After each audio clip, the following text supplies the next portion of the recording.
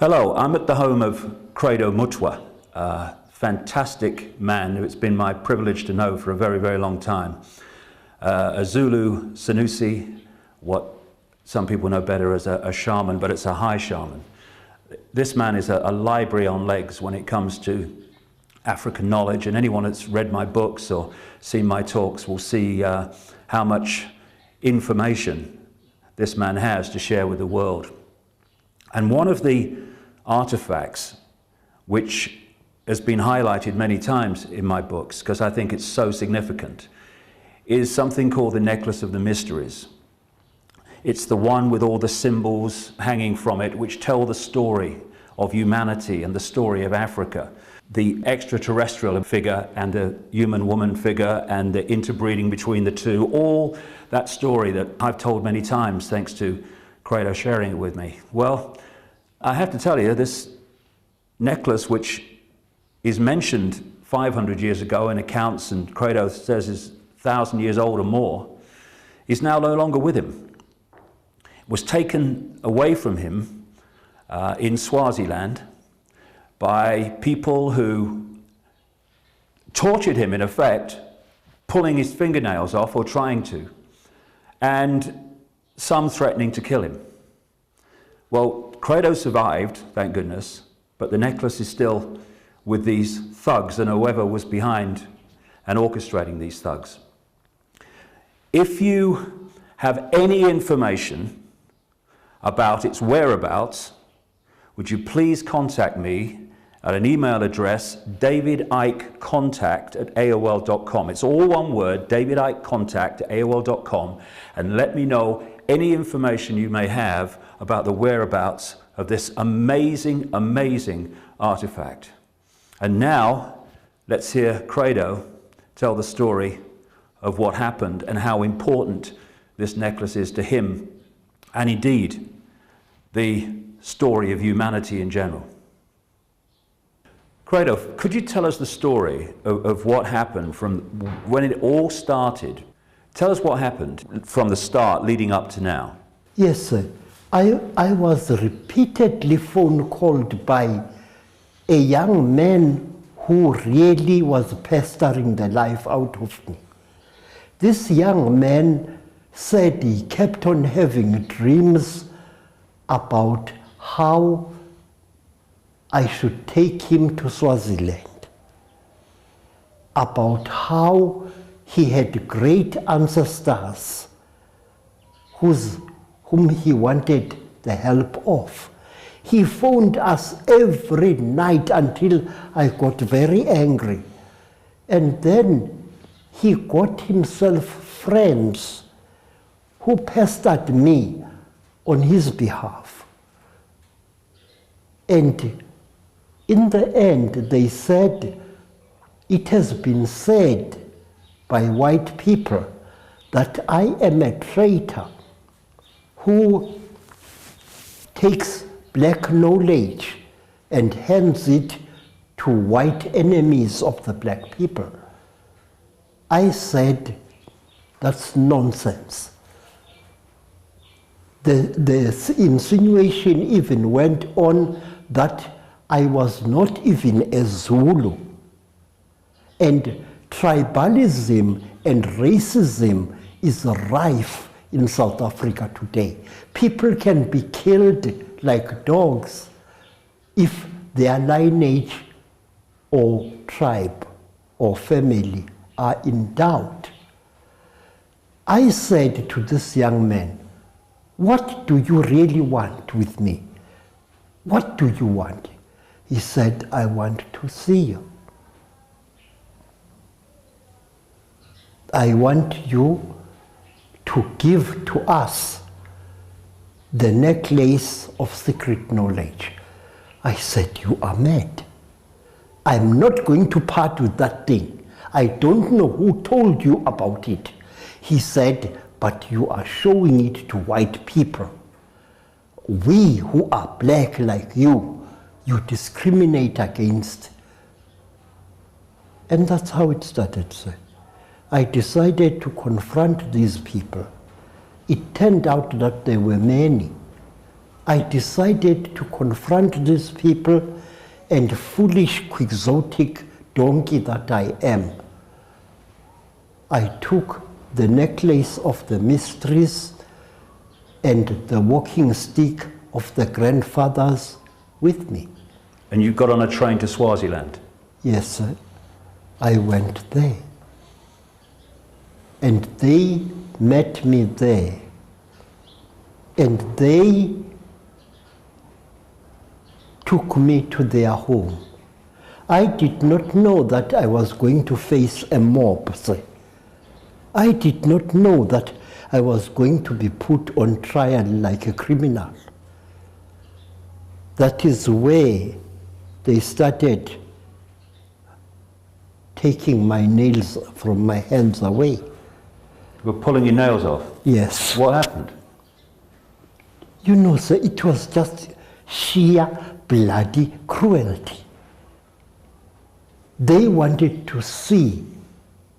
In fact, these people had been sent to kill me by some white people. White people who had offered them a lot of money for this necklace. It was a nightmare.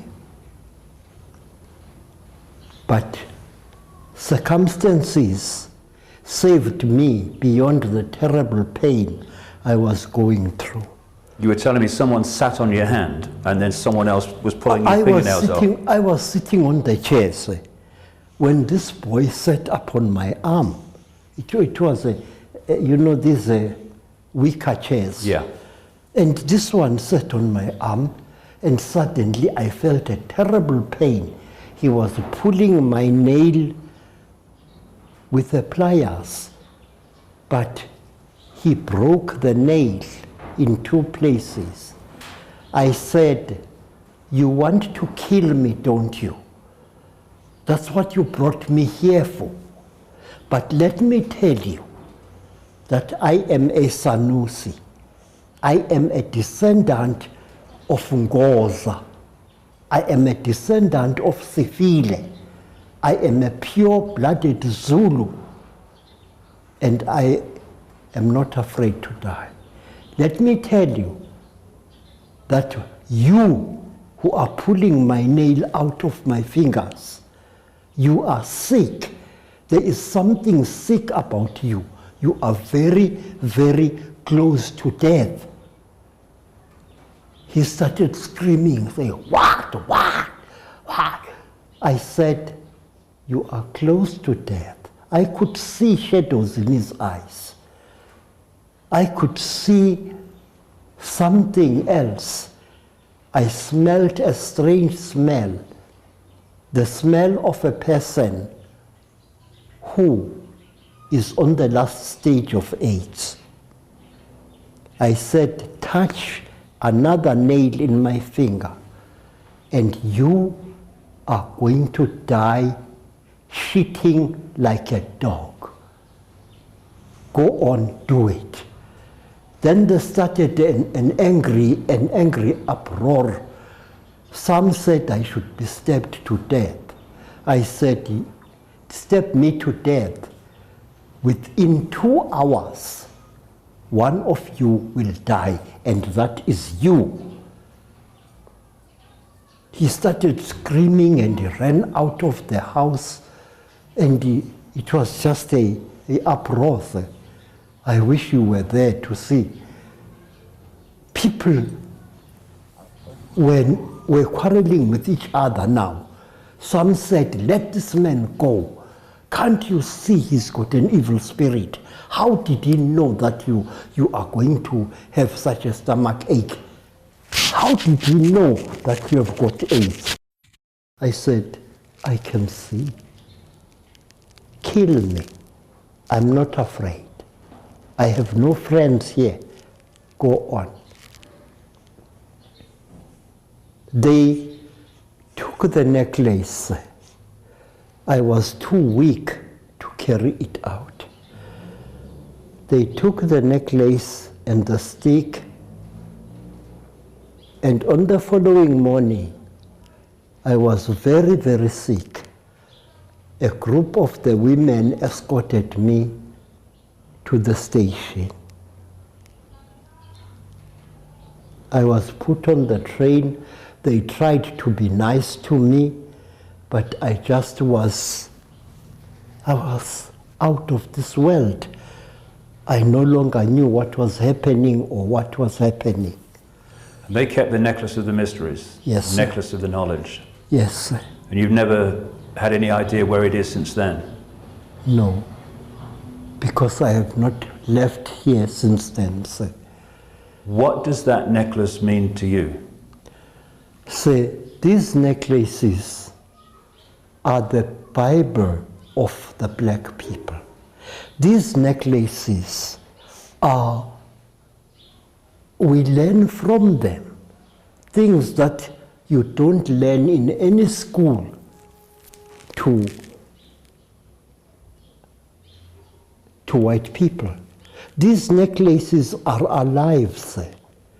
They were made by women. That is why they consist of copper. Copper is a female metal. That is why they consist of the green stone, vadite, which was also handled by women. And it's very old, isn't it? It is, sir. It is. I think you told me once you thought it was at least 1,000 years old. Yes, sir. Yes, sir. Yes. And what effect has it had on you? I mean, how has it made you feel since, because I know we've talked about this many times. I am broken. You know, Mr. David, my heart is broken, sir. I felt I did a stupid thing and I should have paid for it with my own life. Imagine taking a thing like this into the hands of drunken swine. But you didn't know that, did you? No, I thought they were royal people. I thought they were good people. I thought they were adult people, sangomas and nyangas, but they were young hooligans. And what, you told me that there was a white person in the background. Yes, sir. What was that about? I don't know, Mr. David, but I can draw that white man. What was he doing? What was his He role? was with them. They appeared to be having some kind of a drinking or whatever thing. But that white man, sir, he wasn't just a white tsotsi. He had purpose behind him. And I noticed another thing. It was he who appeared to be crazy about the necklace. He seemed to be freaking out, if you know what I mean. And he seems to be orchestrating it, did he? Yes, sir. And they didn't seem to like me for some reason, you were telling me. Sir? They didn't like me for some reason. Yes. They asked me, where are you? I say, I don't know. Angazi. I don't know where Mr. David Icke is. They said, but doesn't he write to you? I said, you can search my post office. I don't even own a cell phone. I've only got a real phone.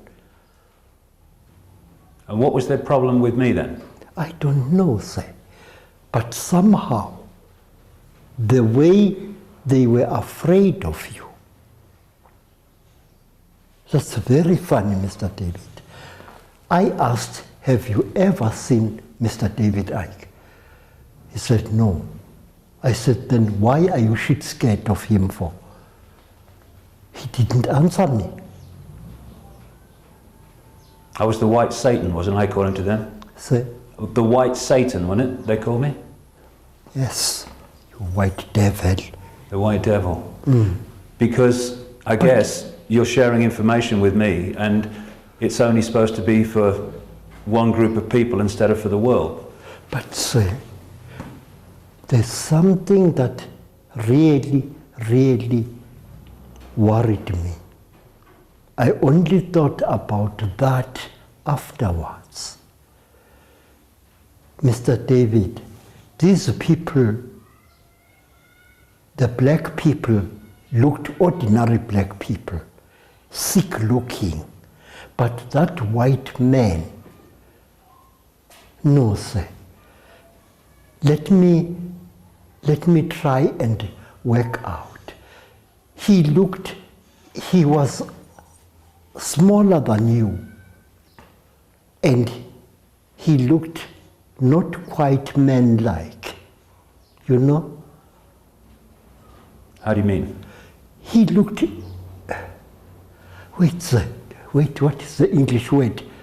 He looked like a fairy, Mr. David Icke.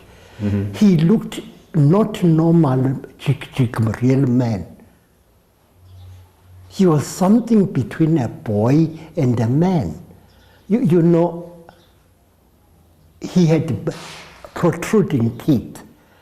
And when he spoke, he seemed to twist his mouth in a certain way. He was not sexually normal. I'm not a judge of white people, but there was something very odd about that man.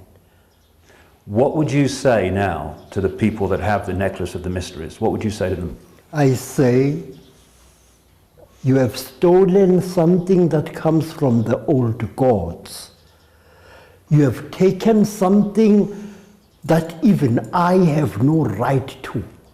I was given this thing as a custodian of it. I swore, you have taken this thing like thieves in the night. Within a short while, something interesting is going to happen to all of you. I see one of you dead under a blue car. It is you with the protruding teeth. You who never spoke, who spoke with a hissing sound as if his teeth were a bit wrong. And if they want to avoid that, they bring it back. They had better bring it back. They had better bring it back.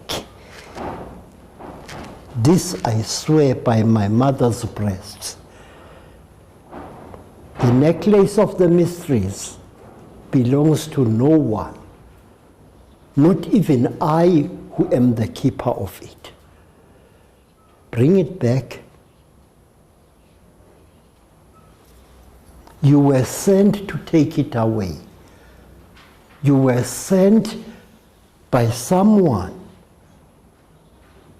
Who it is, I don't know, but I will dream about them and I will know who they are.